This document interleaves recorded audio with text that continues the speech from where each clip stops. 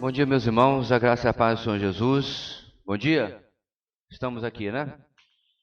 1º de agosto, para onde foi o ano? Está com pressa esse ano de acabar, né? E nós vamos chegar hoje a Colossenses 3, de 15 a 17, a nossa lição número 13, ok? Nós estamos na página 68, pode verificar aí no seu material, da nossa exposição de Colossenses. Então, antes de mais nada, vamos orar, pedindo a bênção do Senhor para aquilo que vamos ouvir da sua palavra nesta manhã. Oremos. Deus querido, muito obrigado pela liberdade que experimentamos e o Senhor ter nos trazido junto à tua igreja, ó Deus, para ouvir a tua palavra. A nossa oração, ó Deus, nesta manhã é que nossas mentes e corações sejam tomadas pelo teu Espírito Santo, pela iluminação que ele traz sobre nós e o convencimento da necessidade de mudança, de arrependimento, da necessidade, ó Deus, de adequarmos a nossa vida ao espelho da tua palavra. Dá-nos, ó Deus, desta manhã, do Senhor agir desta forma em nós e que nós sejamos submissos à voz do teu Espírito. Em nome de Jesus. Amém. Muito bem, irmãos, vamos iniciar com a leitura do nosso texto de hoje, que é, como eu disse, Colossenses 3, de 15 a 17. E nós estamos no mesmo título da lição anterior, Vivendo em Cristo, como Cristo e para Cristo, parte 2.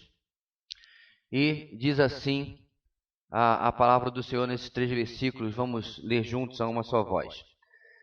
Que a paz de Cristo seja o juiz em seu coração, visto que vocês foram chamados para viver em paz como membros de um só corpo, e sejam agradecidos.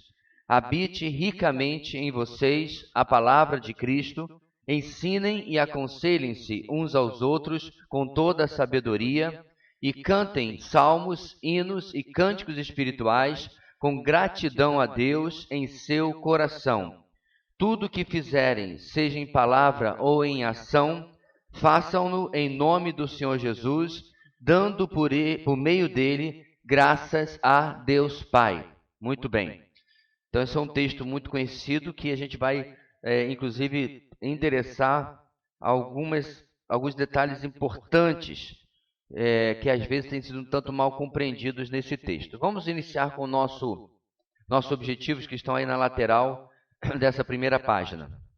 Saber que a nova vida ganha em Cristo é manifesta através, está faltando a letrazinha ali, através da paz que sentimos nele e de uma vida de acordo com a sua palavra e de acordo com a autoridade de seu nome. Então vamos já começar por aí, meus irmãos, fazendo uma diferenciação entre pazes. Não sei se o plural de paz é assim, mas acabei de inventar. Então veja bem, quando você e eu nos convertemos, existe uma reconciliação, existe uma trégua definitiva, um acordo de paz entre nós e Deus. Por quê? Antes nós éramos inimigos de Deus. Então a gente tem, às vezes, ou o ser humano em geral, tem dificuldade com essa expressão. Não obstante, ela é bíblica, porque nós não éramos inimigos de Deus sem razão, mas porque as nossas ações, as nossas decisões, a nossa própria forma como éramos impelidos pela vida, contradiz ou era contra a vontade de Deus. Estamos na contramão daquilo que o Senhor deseja para o ser humano. E as nossas ações eram de rebeldia, de sempre se opor àquilo que Deus desejava. Daí vem esse conflito, daí vem essa falta de paz. Através de Cristo, através da cruz, nós somos reconciliados. Também outra expressão bíblica, se você é reconciliado é porque você não estava bem, né? O relacionamento não estava indo lá essa maravilha toda. Simples lógica. É que a teologia moderna tem tentado, meus irmãos, tirar essas coisas ofensivas do nosso vocabulário. Então, por exemplo, você dizer que o ser humano está o ser humano natural, sem Cristo, está debaixo da ira de Deus, Você quer ver só? Teve uma igreja nos Estados Unidos, uma igreja presbiteriana liberal, não tem nada a ver com, por exemplo, a IPB aqui do Brasil, uma presbiteriana completamente liberal, que queria usar aquela canção que nós cantamos aqui na igreja, só em Jesus, né? In Christ Alone. E uma dos versos dessa música diz que a ira de Deus foi satisfeita. Lembra disso? Tem esse pedaço da música, está no inglês também, está no original. Eles queriam usar essa música no seu inário. E queriam a autorização dos autores para mudar a letra para algo tipo: o amor de Deus se conheceu ou se revelou, sei lá o quê. Por quê? Porque eles não gostam dessa expressão. Não obstante, irmãos, está na Bíblia. Aquele que tem o filho tem a vida. Aquele que não tem o filho não tem a vida, vírgula. Mas a ira de Deus sobre ele permanece. Permanece. Não é tal de vai, volta, não. Ele está debaixo da ira de Deus. Não gostou? No céu vai ter um balcão de reclamação. Vai lá, tenta a sorte que o azar é certo. Não. Tem umas coisas, irmãos, por que a pessoa fica discutindo e diz-se cristão? Ah, detalhe, os autores disseram, não, muito obrigado. A letra vai ficar como a gente compôs, porque ela é bíblica. Então, irmãos, essa paz que primeiro a gente tem que entender, é essa paz de estado. Ela é permanente. Nós estamos, pela graça e pela misericórdia, na redenção do Evangelho, em paz com Deus. Contudo, nós também temos uma paz circunstancial. Essa sim, infelizmente, é afetada pela qualidade do nosso relacionamento com Deus. E o que transtorna esta paz é unicamente o nosso pecado. É quase impossível, a não ser que a pessoa seja muito cauterizada, que você fique bem, enquanto o Espírito Santo está trabalhando e falando a sua vida, que é inclusive o ministério dele, lhe convencendo do pecado. Se você está bem, eu nem sei explicar direitinho o que está acontecendo contigo, não, porque tem que ter, de novo, um nível de cauterização, de insensibilização para com o pecado muito grande. Davi registra que, enquanto ele não tratou o seu pecado, no caso ali do contexto do pecado com Batseba, ele estava sofrendo fisicamente, ele estava somatizando a culpa que ele estava sentindo.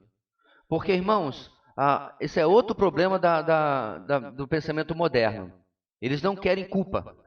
Eles não querem uma mensagem que jogue peso sobre as pessoas. Então as igrejas estão caindo nessa arapuca e supostamente pregando o amor. Só que quando você prega o amor e não prega a justiça, você prega um Deus que não é o Deus da Bíblia. E aí nós temos problema também. Então, novamente, irmãos, essa nossa nova vida ganha em Cristo é manifesta através dessa paz que sentimos nele e de uma vida, aí vem a segunda parte, de acordo com a sua palavra, de acordo com a autoridade do seu nome.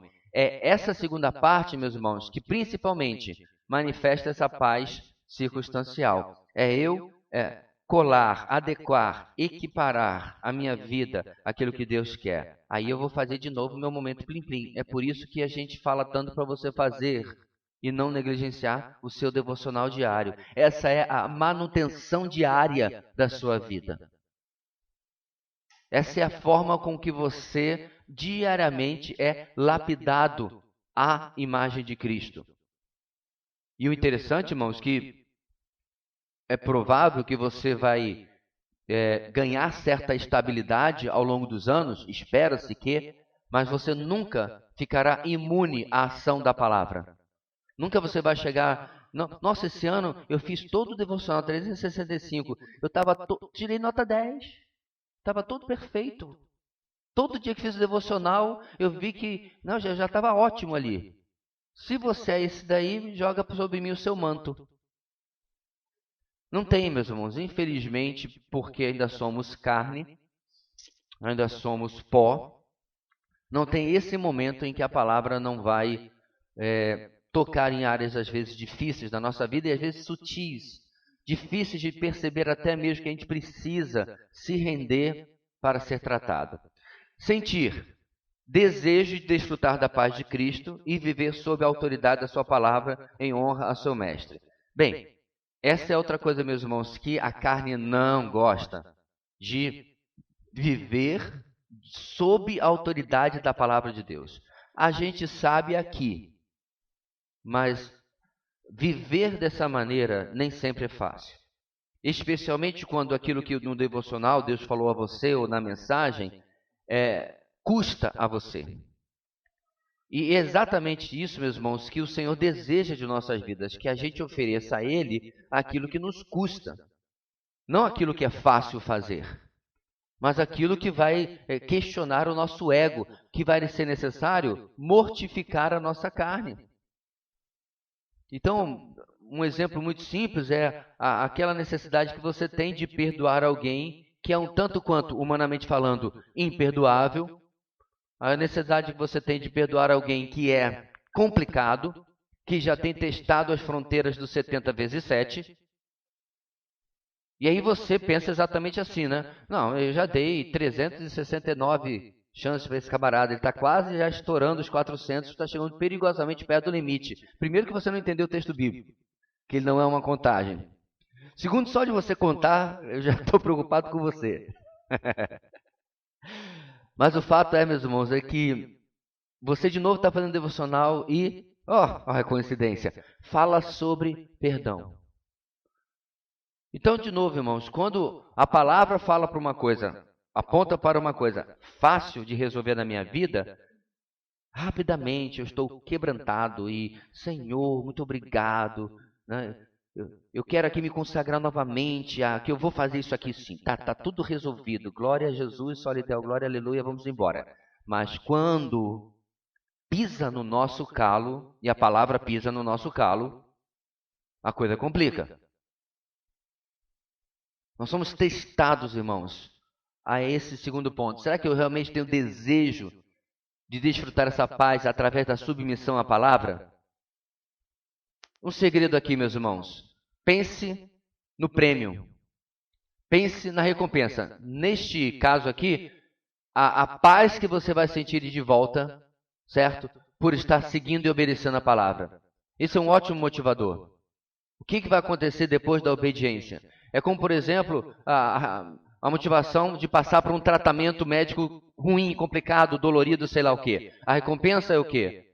Depois eu vou ter a minha saúde de volta. Depois essa dor vai passar. Não é isso? É a recompensa de você começar a sair do sedentarismo e correr, andar de bicicleta, nadar, escalar, sei lá o quê, fazer ginástica olímpica, dar pirueta aqui na menina que ganhou essa madrugada aí. Parabéns para ela. Acho que até a nossa irmã em Cristo, me parece. Qual a recompensa? Saúde, disposição. Então, quando a gente olha, meus irmãos, quem não quer estar em paz com Deus? Que cristão em sã consciência? Então o Senhor se apresenta para nós e diz, meu filho, o preço é esse aqui. O preço é a obediência, é a submissão. A alternativa é você viver sob conflito, porque você está em rebeldia e desobediência. Agir, sendo totalmente conduzido pela paz de Cristo, debaixo de sua palavra, e invocando seu nome em tudo que formos realizar para o seu louvor. E ele está se referindo principalmente ao final do nosso texto, irmãos, aonde nós somos conclamados a fazer tudo em palavra ou ação, em nome do Senhor, dando a Ele graças a Deus Pai. Então, pela lógica, claro, o que eu vou fazer nesse parâmetro é óbvio que está debaixo da obediência. É impossível eu fazer algo em desobediência em nome do Senhor e dando graças a Deus Pai. Claro que não. Então significa, meus irmãos, que eu estou eliminando da minha vida as ações de desobediência e permitindo apenas que fiquem aquelas que glorificam a Deus, aquelas que eu posso fazer em nome do Senhor. E é claro que isso vai, de novo, facilitar e aumentar o meu ambiente ao redor e dentro de mim da paz de Cristo. Para encerrar, meus irmãos, quantas vezes nós já, entre aspas, invejamos aquele irmão que parece que está tudo bem? Você já teve aquela pessoa que você convive? Nossa, está tão bem, está tão tranquilo. Eu sei que ele tem problemas, porque outro dia no culto de oração ele compartilhou, mas esse irmão é uma placidez. Você não tem uma santa inveja dessa pessoa? É isso o segredo. Ele tem eliminado os conflitos da sua vida na vertical e aí, consequentemente, na horizontal. Mas quando, irmãos, teimosamente, primeiro já é complicado com Deus, mas também com as pessoas, em lugar de evitar ou resolver conflitos, nós fazemos a manutenção dos conflitos, é o famoso jogar querosene na fogueira, né? Ou lenha, se você preferir. Eu adiciono ao conflito. Eu não quero experimentar essa paz. Essa minha santa inveja do irmão, cuja vida eu vejo tão plácida, tão calma, serena e tranquila, ela, na verdade, ela é uma santa inveja até meio hipócrita. Porque eu quero o resultado, mas eu não quero o processo. Porque é virtualmente impossível, meu irmão, que essa pessoa que eu estou santamente invejando não tenha a sua fatia de conflitos. Ele frequenta o mesmo Detran que você frequenta. Por que você sai de lá cuspindo fogo e ele sai de lá cantando, sei lá, se paz é mais doce do que outra coisa? A resposta está da maneira como ele encara as situações da sua vida, à luz da palavra, para a manutenção da sua paz, que é, meus irmãos, um bem extremamente precioso, inclusive para a nossa saúde. Vis-à-vis o que acontece com Davi, né? Imagina que ano terrível que deve ter sido de estresse, de pressão alta, que não tinha nem como auferir na época que ele estava. Porque ele passa, irmãos, no mínimo 9 meses resistindo ao Espírito Santo. Por que eu sei disso? Porque quando Natan vai falar com ele, o menino, o filho de Batseba já nasceu. Então, pela lógica, 9 meses, né? Claro que pode ter sido prematuro, mas vamos lá. 9 meses. 9 meses. Tentando esconder algo que provavelmente era motivo de fofoca na corte, né? Os camareiras conversavam com os guardas do portão. Porque aquela mulher veio viver no palácio muito rápido. E o marido dela morre assim, de maneira tão suspeita e... Porque as pessoas não são tolas, né? Não são burras. Ligaram os pontos. Mas 9 meses, apesar disso, ele age como age. É um preço alto demais, irmãos. Não vale em absoluto a pena, realmente. Muito bem, vamos começar a nossa introdução.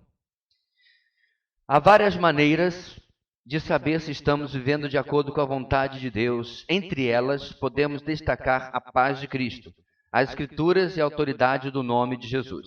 Por isso, antes de adotarmos determinada conduta, será muito importante perguntarmos se a mesma nos manterá em paz com o Senhor, se estará de acordo com os ensinos da palavra de Deus e se poderemos usar o nome de Jesus para a realização de tal obra. Então, o autor está destacando esses 3 critérios para avaliar se algo que eu estou querendo fazer ou pensar, enfim, está aprovado. Mas antes de mais nada, irmãos, eu quero dizer que a carne, ela também tem capacidade de mascarar uma paz. Então tome muito cuidado. Porque às vezes a gente quer fazer o que a gente quer fazer e a carne mascara como se tivesse tudo bem. Para tanto, é necessário, de novo, os outros critérios. É necessário ver se eu estou vivendo de acordo com a Escritura. Então, quando eu era garoto, eu fui conversar com uma jovem, uma colega da nossa igreja, uma irmã da minha idade, porque ela tinha um vício de comportamento de namorar só incrédulos. E o mais incrível, teve um rapaz que ela namorou, um rapaz joia, sabe, muito educado e tudo mais, que se converteu. Ato contínuo, 2, 3 meses depois ela termina com o rapaz. A gente ficou falando, fulana, o rapaz tão trabalhador e assim, boa família, e aí ele se converte, você começa errado, Deus lhe dá uma ajuda, e você termina o namoro com ele? Aí ela toda sem graça, deu lá suas explicações, e eu fui conversar com ela, irmãos, e ela veio com uma situação que ela não sentia que Deus se desagradava. Eu falei, você está sentindo errado. E, obviamente, irmãos, eu dei um passeio com ela pelo Antigo Testamento e depois, finalmente, terminei na carta de Paulo aos Coríntios. Eu falei, os seus sentimentos não importam, não importa o que está na palavra. Eu antecipei o que os conservadores estão falando hoje, né? Os fatos não ligam para sentimentos. Pronto, a Escritura não liga para sentimentos. Pouco importa o que você está sentindo. Me assustou, meus irmãos, como que há 30 anos atrás, praticamente, ou até mais, os cristãos já pensavam dessa maneira subjetiva sobre coisas concretas. 1 em 1 nunca dará 3. E a Escritura é clara sobre isso.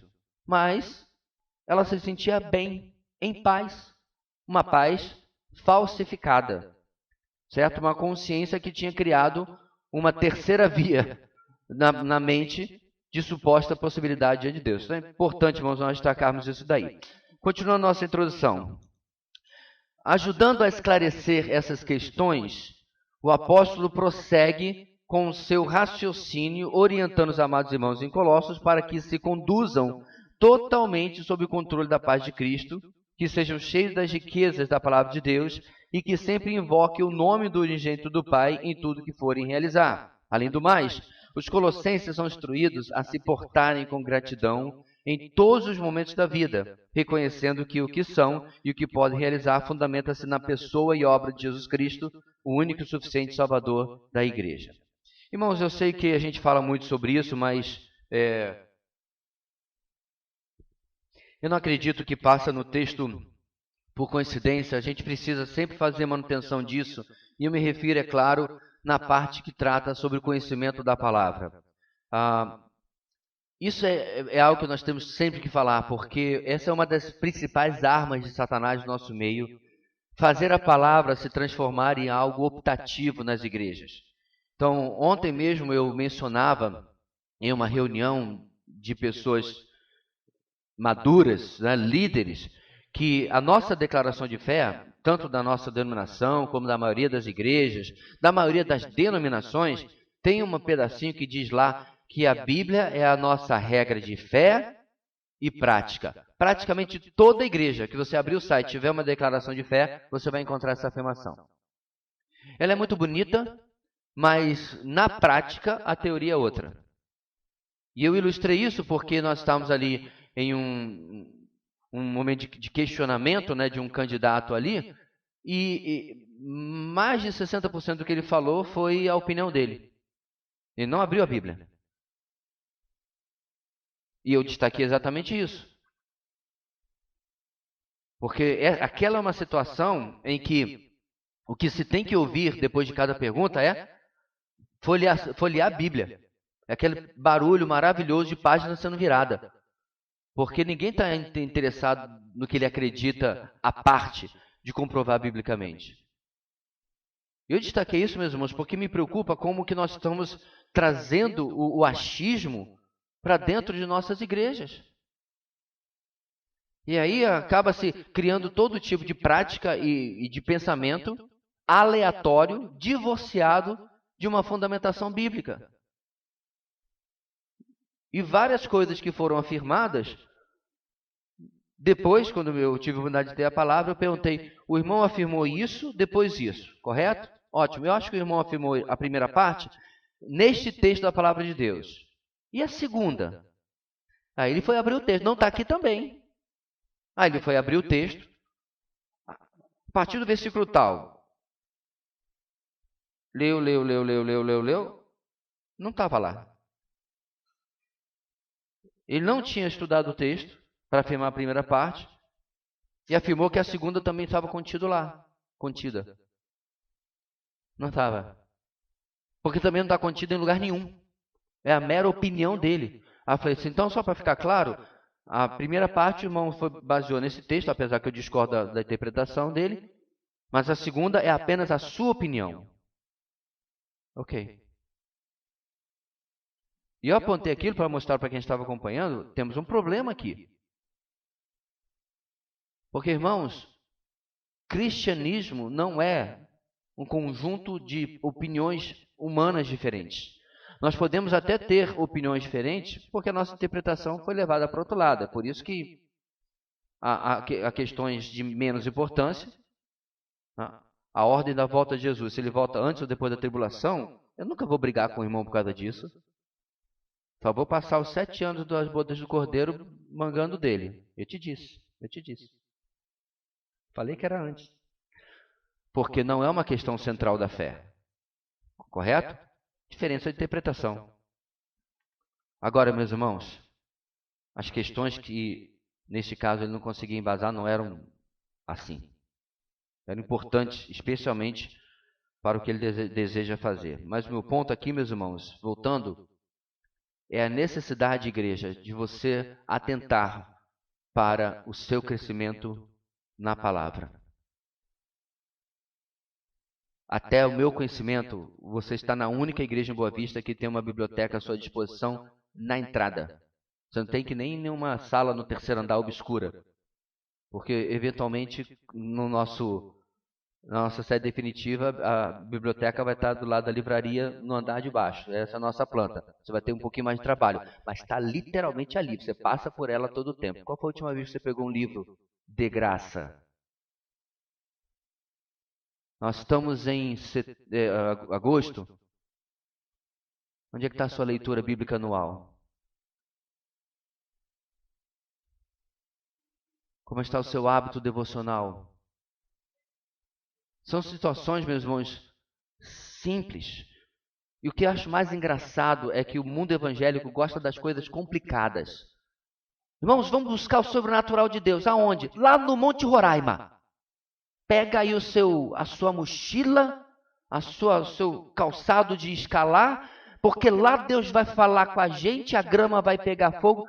O complicado o mundo evangélico quer. O simples, que é uma vida de oração, de leitura da palavra, de abrir um bom livro, de se embasar biblicamente, teologicamente, a gente não quer, muitas vezes. Então, como eu vou viver essa vida que o apóstolo está falando aqui? A profundidade da palavra, meus irmãos, não vem por mágica. Glória a Deus, você está aqui na EBD, que bom. São passos, pequenas decisões que vão somando ao meu crescimento. E são as mesmas coisas que Deus tem usado na história da igreja nesses praticamente 2000 anos. Ok? Então, meus irmãos, essa fundamentação na palavra e na pessoa e na obra de Cristo são necessárias. Entrando no nosso texto, versículo 15, tem o nosso primeiro ponto, repetindo que a paz de Cristo seja o juiz em seu coração, visto que vocês foram chamados para viver em paz, como membros de um só corpo, e sejam agradecidos, sendo dominado pela paz de Cristo. Continuando as orientações, deixa eu ver se eu estou aqui no lugar certinho também da minha... Isso. Continuando suas orientações aos membros do corpo de Cristo em Colossos, Paulo declara que a paz de Cristo seja o juiz em seu coração, visto que vocês foram chamados para viver em paz como membros de um só corpo.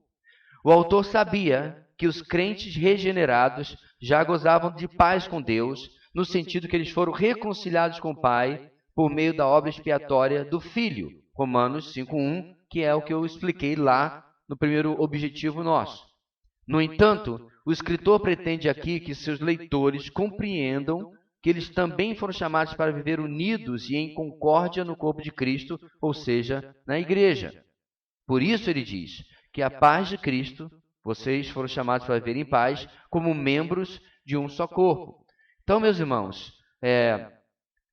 nós vamos ter diferenças de opiniões? Sem dúvida nenhuma. Nós vamos, de vez em quando, estar num dia um pouco mais atravessado e esbarrar na vida do irmão? Acontece.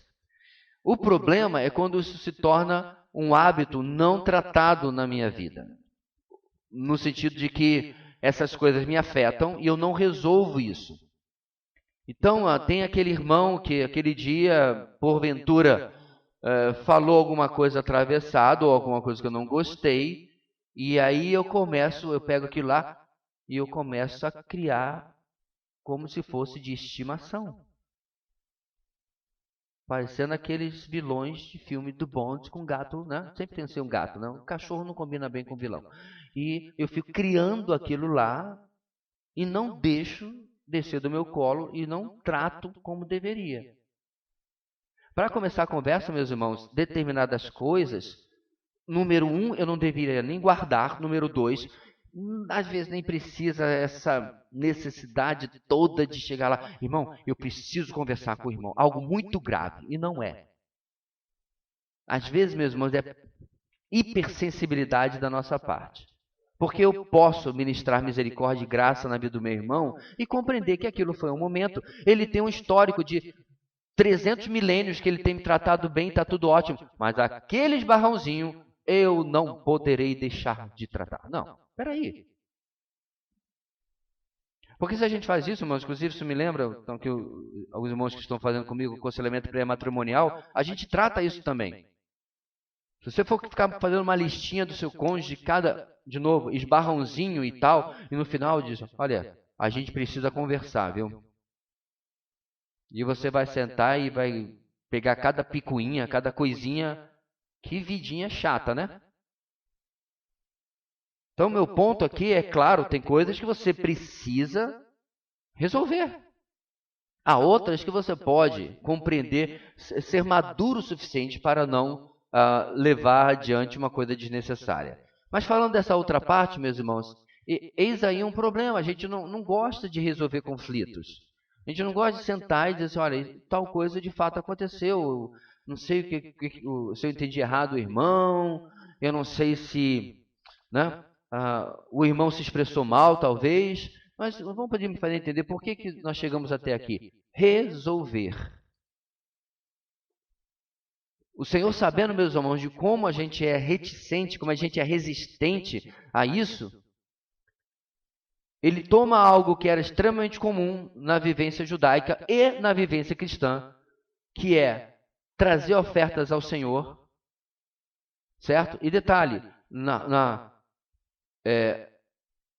do ponto de vista cristão, e até mesmo no judaico, isso não se refere só a dinheiro. Refere à minha oferta de adoração.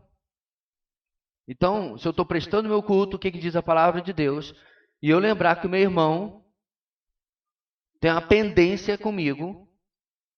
O texto fala para eu chegar, é um pouco gráfico, é claro, se literalmente você fazer isso, eu deixo meu envelope aqui, ó, em vez de colocar lá dentro. Fica aqui rapidinho que eu tenho um problema para resolver. E eu vou lá resolver.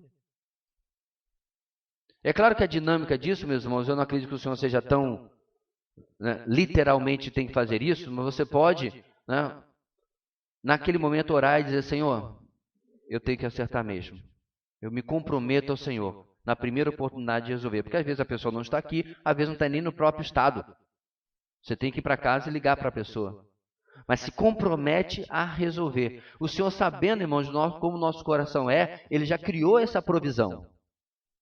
Para que eu ficasse, digamos assim, numa boa arapuca. Numa santa sinuca de bico. Ou resolve, ou resolve. Porque senão, a minha vida com o próprio Senhor, de adoração, de oferta, vai ficar impedida, atrapalhada.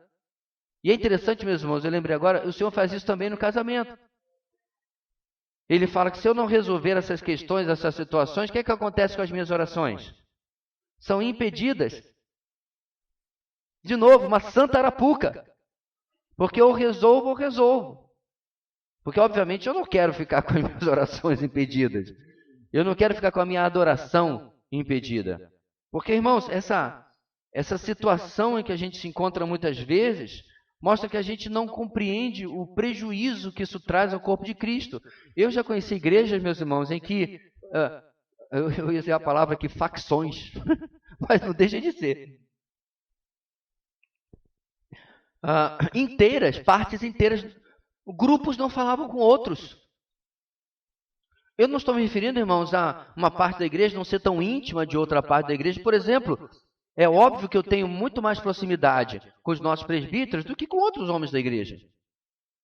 E dentre esses outros homens, há outros que eu tenho ainda um pouco mais de proximidade, porque eu estou constantemente trocando opiniões, até por causa do Ministério do Trabalho aqui. Há irmãos aqui que eu falo todo dia. Há outros que eu falo quando vejo no domingo.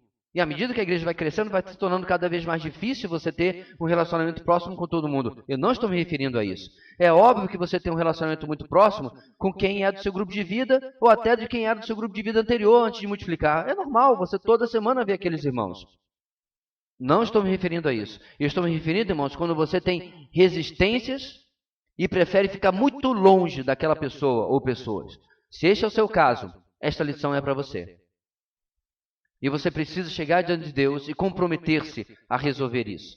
Muitas vezes você nem sabe direito o que está acontecendo. Você nem sabe direito qual é o motivo, o catalisador daquele afastamento. Durma-se com um barulho desse, né? Você tem até dificuldade de saber qual vai ser a pauta, se vocês dois vão sentar para conversar. Irmão, eu vim aqui tratar um problema com você, mas eu não tenho nem ideia do que é o problema. Eu criei uma antipatia gratuita. E o ser humano faz isso. A gente cria antipatias gratuitas, que na verdade não era gratuita, ela tinha uma razão, mas ela era tão boba, tão besta, tão despropositada, que ela ficou no meio do caminho, e eu não sei mais o que é, mas ficou o amargor. Entendeu? Eu não sei o que eu comi de errado, mas minha boca está amarga aqui e eu tenho que resolver contigo. Isso, meus irmãos, é inadmissível no corpo de Cristo, mas particularmente em uma igreja local. Então, meu irmão presente aqui, meu irmão assistindo a gravação, se este é o seu caso, resolva. Porque se você chegar para vir pedir aconselhamento comigo e vir retratar que você está 3 anos com problema com o irmão, você ainda vai levar uma bronca. Porque você está 3 anos resistindo à palavra de Deus, porque eu acho muito difícil que você não tenha ouvido a palavra em algum momento, mensagem devocional, música, poesia da Mirth Matias, eu sei lá, que você precisa resolver os problemas dos seus relacionamentos. E você está resistindo ao Espírito Santo de Deus. Assim, meus irmãos, voltando aqui no nosso ponto 1, por conseguinte, assim como Jesus é a fonte da paz existente na relação entre Deus e os homens, da mesma maneira, os relacionamentos em Colossos deveriam ser dominados por essa paz que reconcilia, que une e produz harmonia. Logo, considerando a graciosa obra do Salvador em favor dos seus, e que a paz deve arbitrar, ou seja, a paz deve ser o juiz, ou a juíza, e reinar nos corações, só resta para o apóstolo esperar uma atitude dos irmãos, que eles sejam agradecidos. É importante, meus irmãos, nós entendermos que essa harmonia, ela é algo que precisa de manutenção. A manutenção começa com a pessoa, comigo, em eu manter uma vida, e o texto também fala sobre isso, debaixo da instrução da palavra. Por quê, irmãos? Uma vida madura espiritualmente, ela não cai naquela hipersensibilidade que eu mencionei. É interessante que isso demonstra muito na frase de Spurgeon, quando ele diz o seguinte: não se importe quando as pessoas falarem algo ruim de você. Você é bem pior. Sabe o que é isso, meus irmãos? Maturidade. Tem aquela história também que o filho chegou em casa reclamando com o pai. Pai, me chamaram de... Ele falou algum tipo de adjetivo, alguma brincadeira e tal. Na escola. E o pai, tranquilamente, estava fazendo suas tarefas, respondeu: e aí, você é isso? Não, pai. Então você está se portando com o quê? Juntando as duas coisas, meus irmãos, aquela outra pessoa poderia ter falado uma verdade, de algo realmente ruim sobre aquele menino. Mas resolveu acusar com uma mentira. Ué, se você está sendo acusado de uma mentira, o que lhe importa? Dá até vontade de responder para a pessoa: rapaz, se você quiser falar alguma coisa ruim de mim, me pergunte, eu sei as piores. Eu tenho umas informações internas. Sei das piores coisas que você poderia falar sobre mim, mas isso aí não é verdade. Se você for no nossa página na internet, você vai encontrar um comentário dizendo: o pastor é racista. Eu tenho que rir. O mais interessante, irmãos, que metade do nosso equipe ministerial são negros. E eu sou racista, aparentemente. E o Render não é exatamente loirinho, né, Render? Do olho azul. Ou seja, racista só se for... Ah, entendi. Eu não gosto de gente branca, no mínimo, provavelmente, porque não estão representados na equipe ministerial. Irmãos, o próximo presbítero tem que ser branco, viu? Porque todo mundo pardo e negro na nossa equipe ministerial. Eu tenho que rir, meus irmãos, de uma acusação dessa. Eu vou levar a sério? É de um progressivistazinho aí que não gosta das opiniões das pessoas. É do pessoal que é contra a censura, mas gosta de censurar os outros. Pronto. Agora, muitas vezes as pessoas vão falar coisas que são verdades. E aí eu não gosto. Porque eu não gosto porque está me expondo, de fato. Eu não gostaria que as pessoas soubessem isso de mim. Então, alguns conflitos vêm porque alguém vem... E detalhe, eu não estou me referindo nem a falar de maneira ofensiva, mas alguém vem e diz assim: meu irmão, eu tenho percebido que você tem tido dificuldade, e aí ele solta a bomba. E aí eu me sinto como? Nu. Porque eu estava entendendo que a minha máscara estava funcionando. A minha fantasia, a minha persona estava funcionando. E aí vem um irmão em Cristo, novamente, bem intencionado, querendo, num a um, ser instrumento da minha vida e fala aquilo que eu realmente preciso ouvir. E eu não gosto. Conflitos às vezes surgem exatamente porque eu estou sendo devidamente confrontado. Devidamente exposto àquilo que precisa ser tratado na minha vida à luz da palavra de Deus. E essa pessoa que deveria ser vista por mim, irmãos, para pegar aqui o nosso gancho do texto, deveria ser visto com gratidão. Eu posso até não gostar no primeiro momento, eu sou humano, fico chocado, mas depois eu tenho que dizer: Senhor, muito obrigado pelo irmão fulano, pela irmã Beltrana. Porque ele ou ela vieram conversar comigo na real. Vieram ser instrumento, vieram ser, meus irmãos, Natan na minha vida. Todo mundo pegou a referência? Profeta dos dias de Davi, conta a história lá do rapaz, do homem que é rico, que toma a única ovelhinha do homem pobre. E aí Davi diz: esse homem tem que morrer, que não viva tal homem. E aí o que Natan faz? Tu és o homem. E aí descasca o que Deus tinha que falar para ele. Mostra como Deus tinha atendido até mesmo as suas ambições. Se ainda fosse pouco, eu teria lhe dado mais. E aí ele é exposto. Mano, Natan foi extremamente corajoso porque o rei literalmente podia mandar matá-lo. Jeremias só não morreu nos seus dias porque o rei teve medo de tocar no profeta, mas ele foi lançado numa cisterna vazia, né, seca. Ele foi preso num tronco. Porque profeta ou não, o rei ainda era o rei.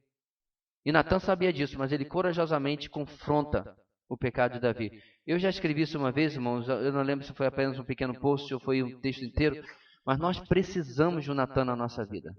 Desesperadamente. Você tem amigos, né? Se ele só passa a mão na sua cabeça, ele não é um bom amigo. Porque a expressão bíblica para um bom amigo, qual é mesmo, irmãos? Provérbios?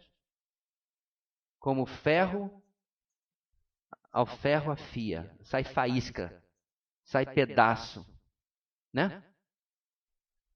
Porque quando você pega, irmãos, você não pode fazer no ferro, mas você tem aquela pedra de afiar em casa, não tem? Eu tenho. Você pega a faca e você passa ali, você está ferindo a faca para ela ficar afiada, porque ela estava bojuda. Ela tem que ficar fina ali. Esse é o amigo, segundo o padrão bíblico. É o que fala o que a gente não quer ouvir. É o que fala o que a gente preferia não ouvir. Mas fala porque ama de verdade. E a gente deve ser grato, apreciar essas pessoas. A gratidão, meus irmãos, ela é o reconhecimento de que mesmo que as coisas não sejam como eu gostaria, elas são como eu preciso. Vou repetir. A gratidão é reconhecer que mesmo que as coisas, ou até as pessoas, não sejam como eu gostaria, elas ainda assim estão sendo como eu preciso que elas sejam. E isso dói. Isso desce amargo. Porque não é o que o meu coração, que o meu ego gostariam, né? Vamos terminar, irmãos, com a nossa aplicação por hoje. Quando agimos injustamente, magoando, entristecendo ou ferindo alguém, naturalmente deixamos de gozar plenamente a preciosa paz que tanto nos faz bem. Por outro lado, quando as nossas ações, de acordo com os princípios ensinados pelas Escrituras, por outro lado, quando as nossas ações estão de acordo com os princípios ensinados pelas Escrituras, podemos então desfrutar de uma tranquilidade interior maravilhosa, mesmo passando por momentos extremamente difíceis. Por esse motivo, é de grande importância nos sujeitarmos todos os dias à paz de Cristo, permitindo que ela possa dirigir e controlar as nossas relações interpessoais, bem como a nossa vida em geral. Deixa eu colocar aqui, irmãos, uma realidade que pode até ser um pouco menor numa cidade como Boa Vista, mas essa semana, por exemplo, eu estava reparando como a minha rua está cada vez mais movimentada. Eu me lembro quando nós mudamos para lá há mais de 10, nem lembro quanto tempo agora, 10, 12, 13 anos atrás, e até antes, né, quando eu visitava o mesmo lugar, na casa dos meus sogros, como era uma tranquilidade. Você nunca via ninguém passar na rua a pé, poucas bicicletas, e o carro era vum, vum. Agora é vum, vum, vum, vum, vum, vum. E a gente, eu tive até que mudar o meu muro, porque era o tempo todo no portão. Isso traz um peso, eu reconheço. Como eu disse, não é como você morar em Rio, São Paulo. Então, não sei quantos aqui já moraram em uma cidade grande. Quem já veio de uma capital grande aqui?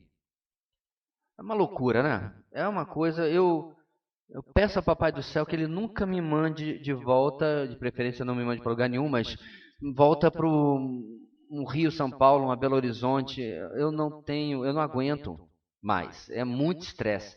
Tem uma vez que eu fui para o Rio de Janeiro, a minha mãe naturalmente estendia a chave do carro. Eu falei, não, mãe, eu vou tirar esses 15 dias para desintoxicar de volante e o Rio não é o lugar certo para eu fazer isso. Então eu não dirigi aquele tempo que fiquei lá. Então, o que eu quero dizer, meus irmãos? Eu sei que a gente é levado às vezes por um nível de estresse por causa de trabalho, por causa de estudos, por causa de uma série de coisas. Mas eu acredito piamente que não são só nos conflitos interpessoais que esse texto se aplica. Ele se aplica na forma como nós encaramos absolutamente tudo. Você quer ver só? O estresse, a ansiedade, a raiva, a ira, algum dia fez o trânsito andar mais rápido para você? Conta aí a sua experiência. Eu fiquei irado. Aí, tipo no Todo-Poderoso lá do Jim Carrey, o trânsito abriu para eu poder passar e todos os sinais ficaram verdes. Aconteceu contigo? Não, né? Então, se você tivesse no lugar disso, compreendido que não há absolutamente nada que você possa fazer, e que, detalhe, não esqueça nunca, o Senhor é soberano também sobre o trânsito que está lhe atrasando. Você já parou para pensar que você teria passado aqueles 5, 10, 15 minutos a mais retido com tranquilidade? Outro dia eu estava dessa maneira, chateado com o trânsito me retendo e tal, para depois, quando eu passei na frente, ver um carro completamente arrebentado, uma moto que eu não consegui reconhecer se era Honda, Yamaha, Kawasaki ou o que quer que era, e uma pessoa muito, muito machucada no chão. Eu me senti um verme.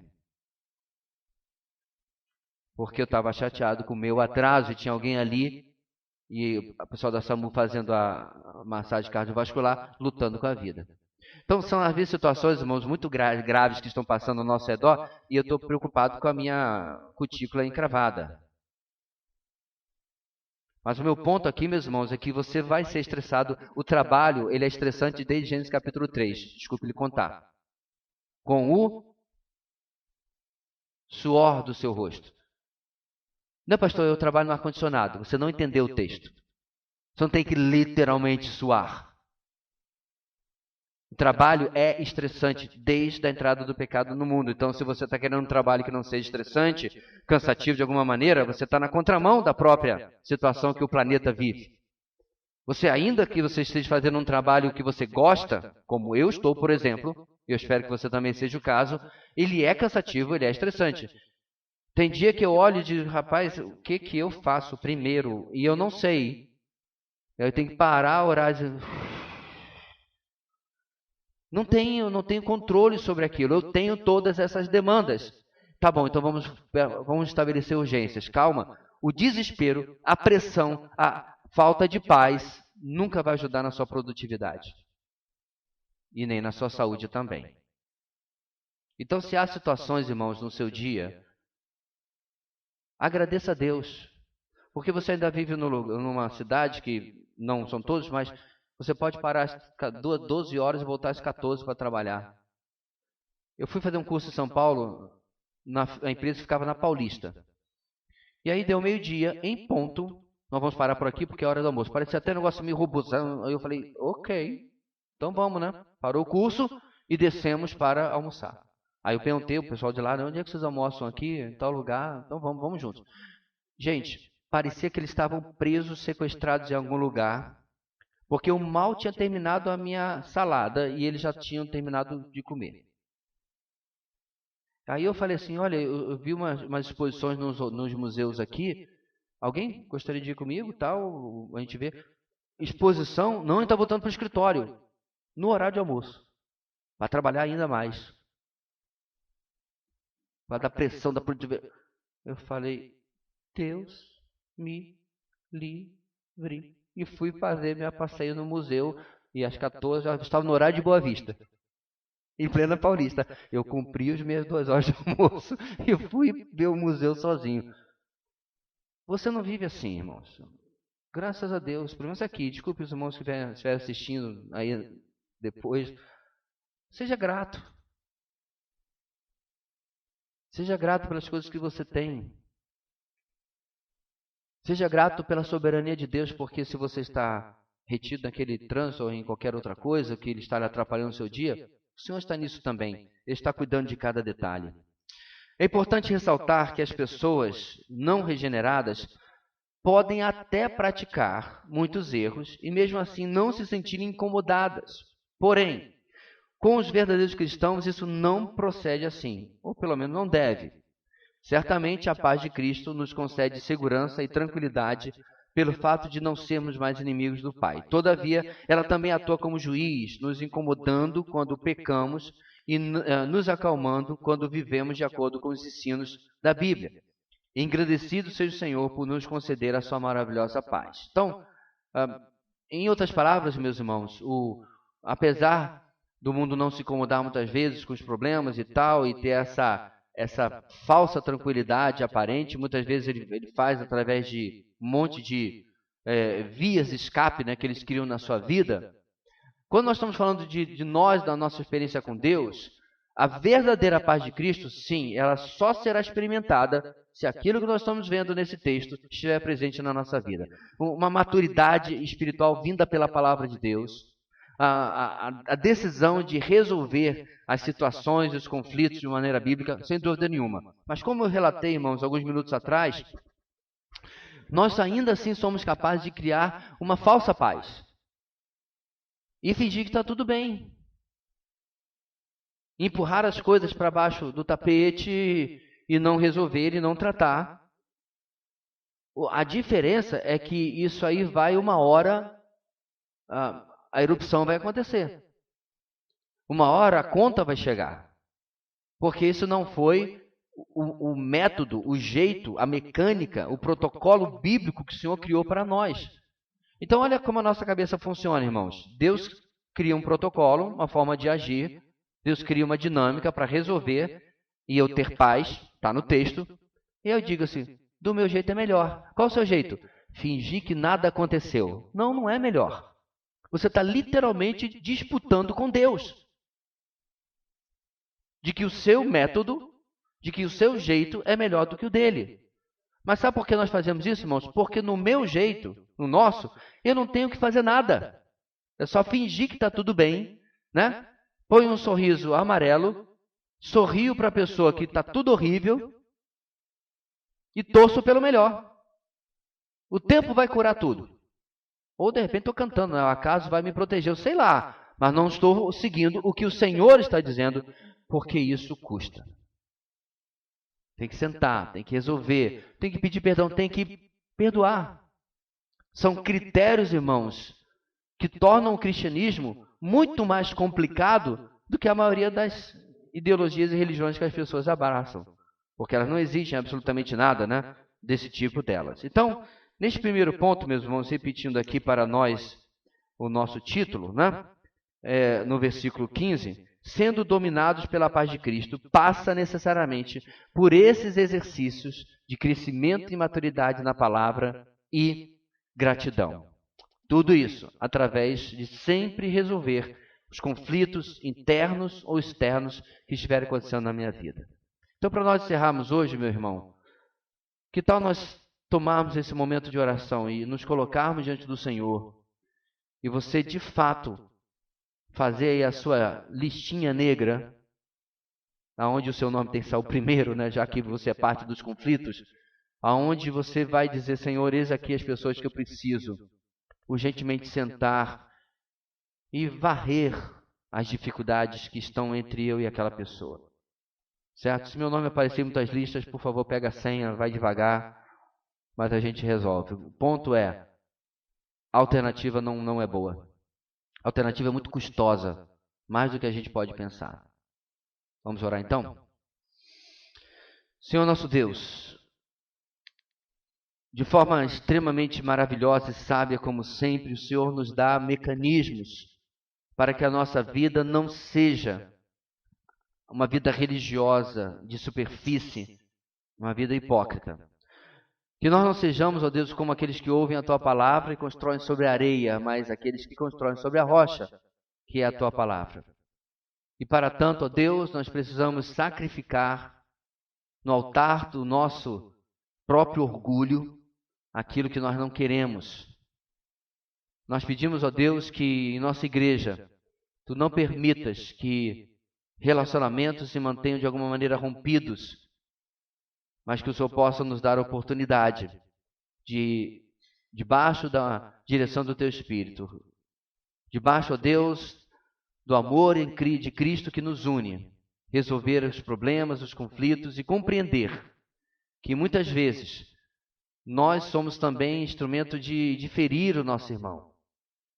Então, quando o outro é instrumento e nos fere, que nós possamos compreender que nós somos tanto aqueles a quem devem, como somos também os devedores.